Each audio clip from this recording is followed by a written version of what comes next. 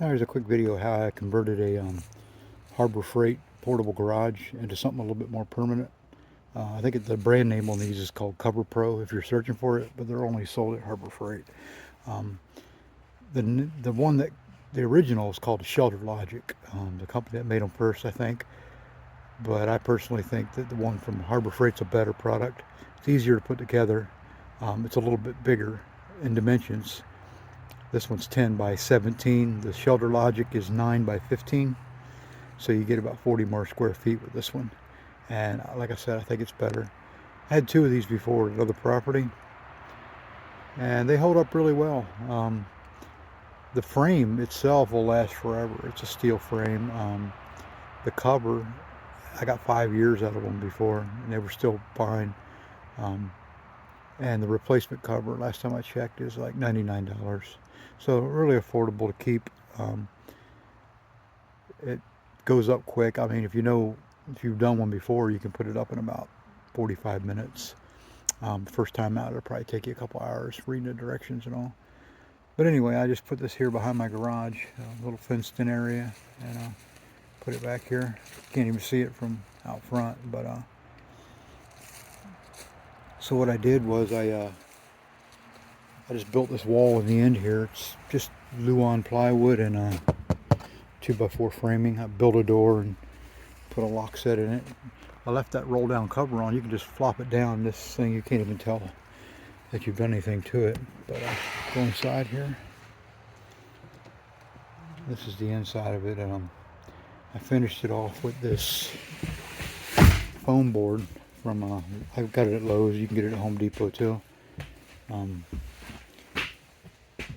I built a platform here, OSB sheathing on, and then lagged the frame down to it. But yeah, this foam board came from Lowe's. It's $8.98 a sheet. It's pretty cheap. I went ahead and ran some electric in here and put in a pull string light. That LED light, it's got like 5 different modules on it. Puts off a lot of light. It's brighter in here than it looks on camera. You can aim them where you want them. It's like $20 on Amazon. But yeah, OSB on the floor after I framed it. Then what I did was the metal frame that's there, I put R13 insulation up, and I used the encapsulated type. It's like $29 a roll, where the regular craft face stuff is like $22 a roll. It's like $7 more a roll, but it's well worth it. And encapsulated, what that means, it's completely enclosed in plastic. For one, it's easier to work with, and two, it's got a waterproof barrier there against the insulation all the way around, so it worked really well in here. And then I just used a really lightweight lathe strip and attached it to the metal frame, and then put this foam board over it. It's white on this side, obviously. On the other side, it's got a foil backing to radiate heat back out. So it's a real good product. It's only a ½ inch thick, but it's got an R value of like 3, and then the R13. So we're at R16 in this little thing. It's pretty good. I just attached it in a couple spots with a drywall screw, but it's mainly held up with adhesive. I put adhesive on the lathing strips and stuck it up there, and it almost held itself. It's so light, but I threw some screws in it to hold it till it dried.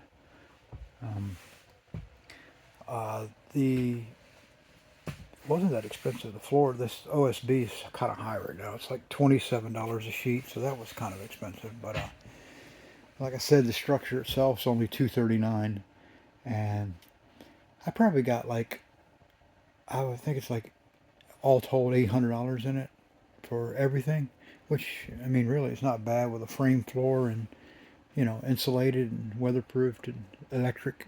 It's pretty good. Like I said, it's 10 by 17. That's almost the inside dimensions because it's just a few inches on each side. I put a 8,000 BTU air conditioner in there. I plan on storing some products in here, and I need it to be climate controlled, especially in the summer to keep mold down. I plan on putting that on about 80 degrees just to keep the humidity down, and it should be real affordable. That little heater there is a 200 watt heater. It's in the 40s here, um, and that thing's been running through the night, and it's like 70 degrees in here. I mean, that's not much of a heater. I did the math. If you were to let that thing run all month and never stop it, it would cost like 18 bucks where I'm at. We pay 11 cent a kilowatt hour, so pretty affordable. I don't plan on letting it run all the time, but I just wanted to see how well it did. I turned that thing on. Whoa, run me out of here quick. It's just too big for in here. Um, Something a little bigger than that might be okay in a really tough winter. I'm sure that 8,000 BTU will keep it just fine. But yeah, I mean, it's a cheap, quick way to convert something like this into something more permanent. I guess you could, if you had to, you could even homestead in something like this. It'd be kind of tight and not very comfortable, but it would be doable. I mean, like I said, it's a dry, warm space. Yeah, you can just do it pretty cheap. Be glad to answer any questions anybody has. Like I said, I may have $800 in this whole thing, and can't touch that. Not even a shed. I mean, sheds are thousands of dollars. If you buy one, even to build one, I did the math. It would have been like the same size structure. I think it was going to be like 3,500 at today's prices, which is it's just crazy. Maybe even four. I think if I added in the siding I wanted.